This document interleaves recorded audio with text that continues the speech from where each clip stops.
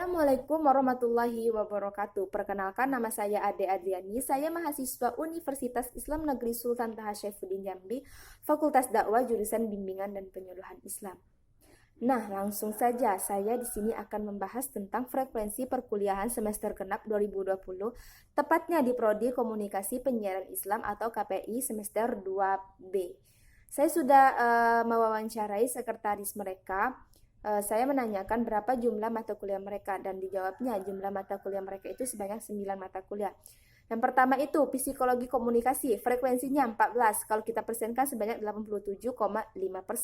Dan yang kedua, sosiologi komunikasi, frekuensinya 13, kalau kita persenkan sebanyak 81,25%.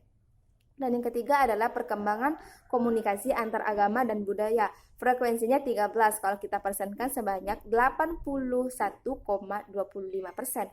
Dan yang keempat adalah teori media komunikasi, frekuensinya 13 juga.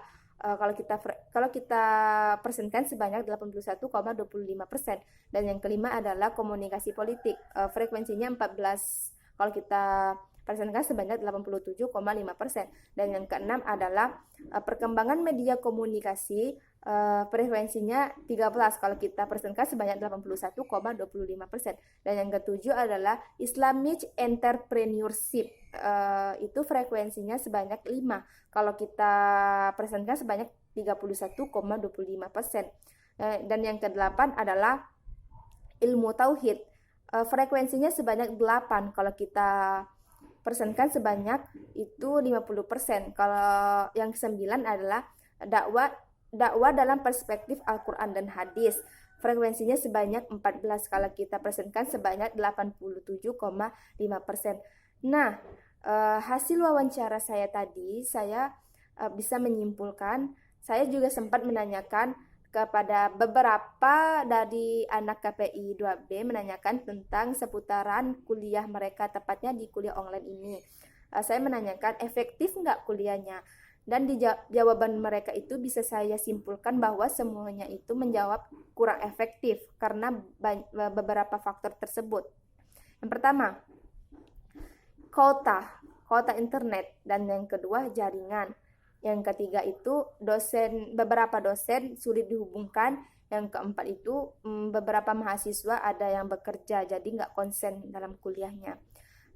Selain itu bisa kita simpulkan bahwa kuliah online mereka itu kurang efektif dikarenakan banyaknya mahasiswa yang acuh tak acuh dengan kuliah online ini, dan juga jika mereka menjalankan kuliah online di aplikasi Zoom, mereka itu memiliki kesulitan untuk mendengar karena selain jaringan di aplikasi Zoom itu sering loading lambat katanya. Nah, itulah hasil wawancara saya kepada anak komunikasi penyiaran Islam atau KPI.